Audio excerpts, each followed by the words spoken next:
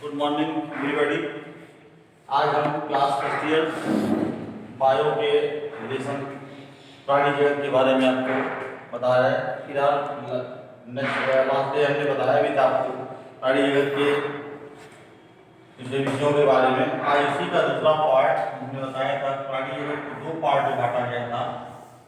पहला उपजगत protozoa, उपजगत protozoa, इसके बारे में हमने चर्चा लास्ट डे की थी।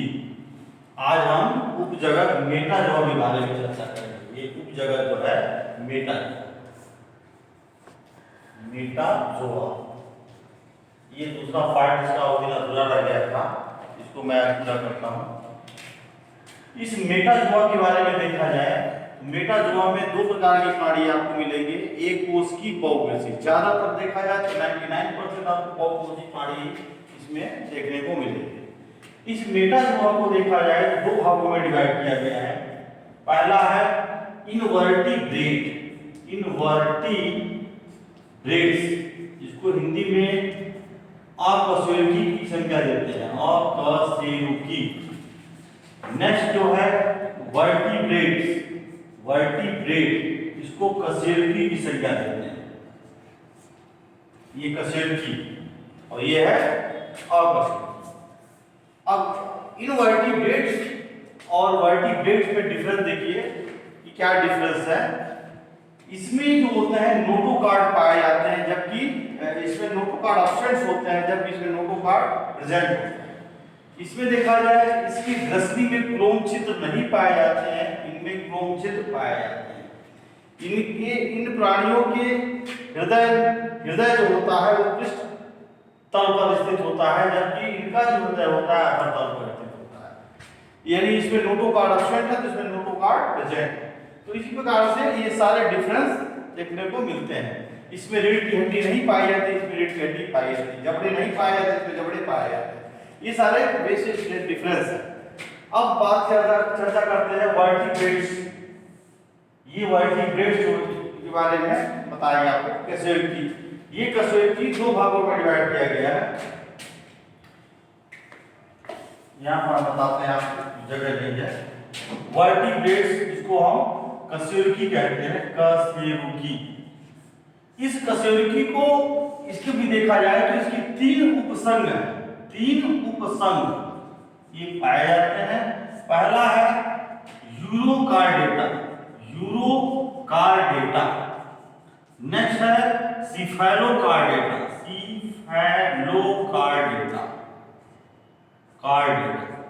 और लास्ट जो है वो है वर्टिब्रेटा, जिसको हम कशेरुकी की संज्ञा देते हैं, उसको वर्टिब्रेटा या वर्टिब्रेटा।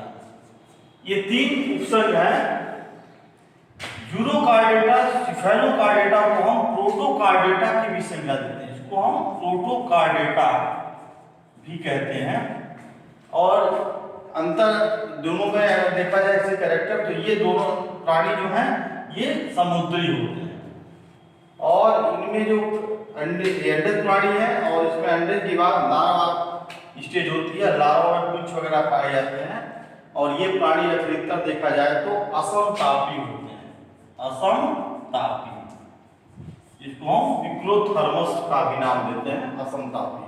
इस प्रकार से यूरोसिफेलो वर्टिब्रेटा, ये तीन जो है इसकी उपसंग है। अब इस वर्टिब्रेटा की जो हम बात कर रहे थे, वर्टिब्रेटा वो देखा जाए इसके भी दो उपसंग है। वर्टिब्रेटा, इसके जो है दो उपसंग है। पहला है अग्नैथा, नैथोस्टोमेटा, ये शब्द है अग्नैथोस्टोमेटा, मेटा।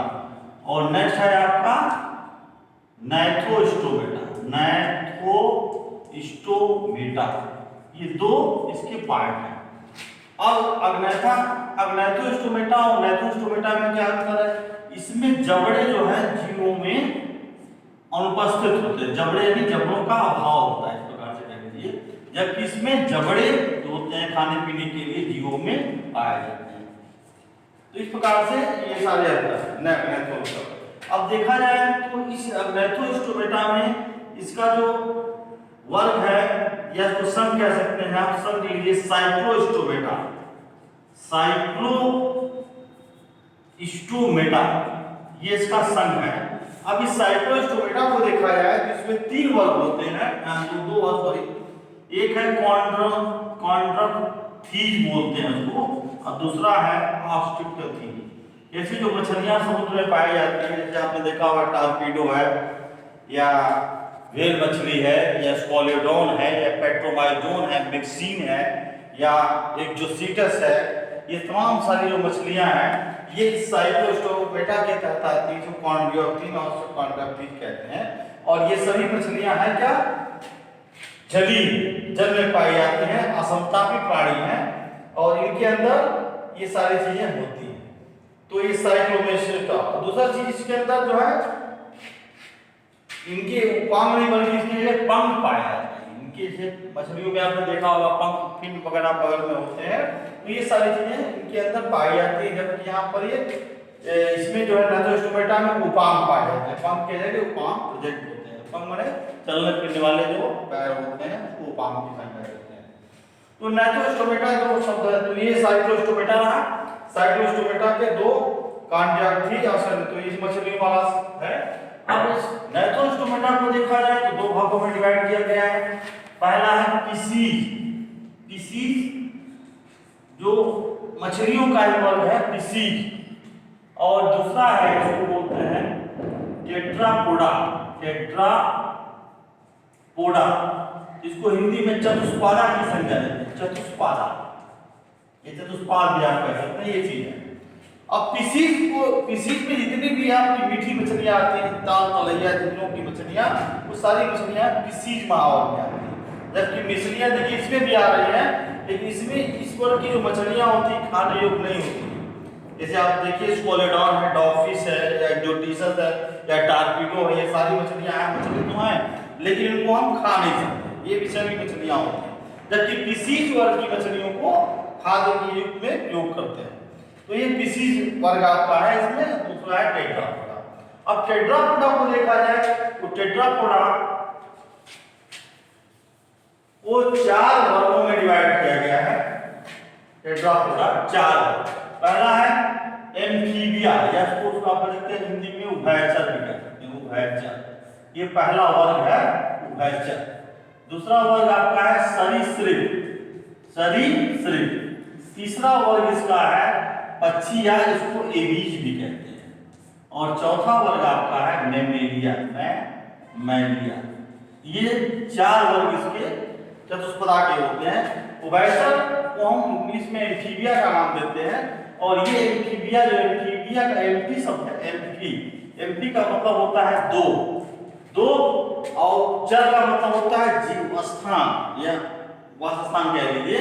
तो 2 स्थान, यानी जो ऐसे 2 स्थान का मतलब क्या होगा, जड़ और स्थल, ये 2 ऐसे स्थान हैं जिन पर ये प्राणी वास करते हैं।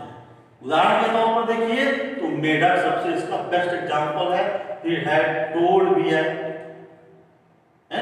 इस प्रकार से सैलामैंडर मछली होती है, और छिपकली है, वो भी इसमें आते हैं। इस प्रकार से ये सारे जो फिश है, ये सारे जीव उभयचर हैं, जो जल स्थल दोनों पर पाए जाते हैं।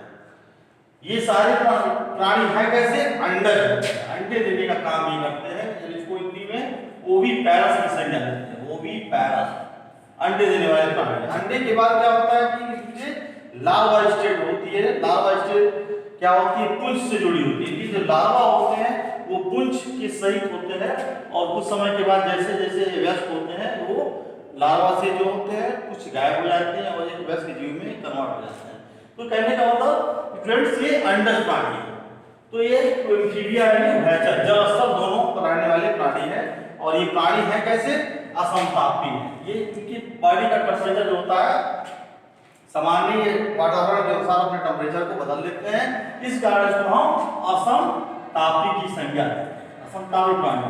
अगर ठंडा जल है तो ठंडे जल में भी रह लेंगे, गर्म जल है तो गर्म जल में भी रह सकते हैं। इस प्रकार से ये वातावरण का टेम्परेचर होता है, बॉडी के अनुसार ये अपने आप को कन्वर्ट कर लेते हैं। दूसरा जो वर्ग है फ्रेंड्स, वो सरीसृप, इसको रेप्टिलिया का नाम देते हैं। इंग्लिश में इसको हम रेप्टिलिया कहते हैं। ये भी प्राणी कैसे है, अंडज है, लेकिन है क्या ये, रहते क्या है, स्थल, पूर्णतः स्थलीय होते हैं, स्थलीय प्राणी है ये।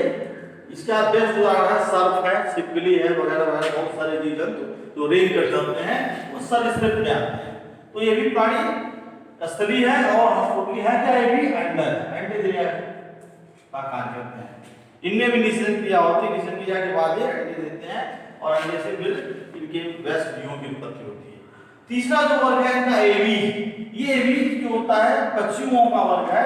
इसमें लगभग देखा जाए तो टोटल 8600 पक्षी पूरे वर्ल्ड में पाए जाते हैं। इन 8600 में 1200 पक्षी हमारे भारत में होते हैं, जिसमें 300 प्रवासी है और बाकी 900 पक्षी हमारे टोटली इंडिया में रहते हैं। इस प्रकार से बड़ा वर्ग देखा जाए तो एवीज पक्षियों का वर्ग है। इसमें सबसे बड़ा पक्षी अगर देखिए तो शुतुरमुर्ग है और सबसे छोटा पक्षी देखा जाए तो हैमिंग बर्ड। तो इस प्रकार से एवीज वर्ग भी आपका जो है टोटली जो है वर्ग ऐसा है जिसमें पक्षी वर्ग आते हैं और उसमें जो है देखा जाए तो ये भी प्राणी कैसे हैं, अंडे अंडर। चमगादड़ को छोड़कर जितने भी पक्षी आते हैं वो सारे पक्षी अंडज होते हैं, अंडे देने का कार्य करते हैं। और इनका जो उनकी बॉडी होती है वो सेम जस्ट लाइक नाव का आकार होती है, बॉडी पंख से ढकी होती है, उसी के अनुसार ये अपनी उड़ान होती है। इस प्रकार से स्टूडेंट देखिएगा ये तीसरा जो वर्ग है एवीज जो पक्षियों का वर्ग कहा जाता है। चौथा जो वर्ग है आपका मेमिलिया। मेमिलिया को देखा जाए तो इसके 3 उपवर्ग बनाए जाते हैं। 3 उपवर्ग का मतलब ये हुआ, देखिए पहला है प्रोटोथीरिया, प्रोटोथीरिया थीरिया, नेक्स्ट है आपका मेटाथीरिया और लास्ट है यूथीरिया। मनुष्य जो आता है वो किसमें वर्ग में आता है, यूथीरिया है तो वर्ग में मेमिलिया, लेकिन यूथीरिया वर्ग में आता है। अब आप कहेंगे प्रोटोथीरिया वर्ग में जो ऐसे प्राणी हैं जो अंडे देने का काम करते हैं। मेमिलिया वर्ग का एक ही ऐसा वर्ग है प्रोटोथीरिया जो जिसमें जो जीव है अंडे देते हैं। जैसे उदाहरण के तौर पर डकबिल, एकिडना, ये प्रोटोथोरिक्स है, आर्नियोथोरिक्स है। इस प्रकार से जो जीव होते हैं वो अंडे देते हैं। लेकिन इसी मेमिलिया का 2 वर्ग जो है मेटाथीरिया, यूथीरिया, जो ऐसा वर्ग है जिसमें ये प्राणी जो होते हैं टोटली जरायु होते हैं। जरायु का मतलब ऐसे जीव जो बच्चे देते हैं, इसको अंग्रेजी में विविपैरस कहते हैं। विविपैरस, एक ओविपैरस था, दूसरा विविपैरस। जरायु प्राणी है और ये दोनों ही बच्चे देते हैं और बच्चों को खिलाने के लिए स्तनग्रंथियां वगैरह ज्यादा में पाई जाती है। इस प्रकार से देखा जाए स्टूडेंट्स मेमिलिया में 3 उपवर्ग है, प्रोटोथीरिया, मेटाथीरिया, यूथीरिया। तो इस प्रकार से ये प्राणी जगत में देखा जाए तो इतना डिस्कशन आपको हमने बताया और इसमें कोई दिक्कत आपको महसूस होती है तो लास्ट डे या नेक्स्ट डे फिर इसकी हम चर्चा करेंगे।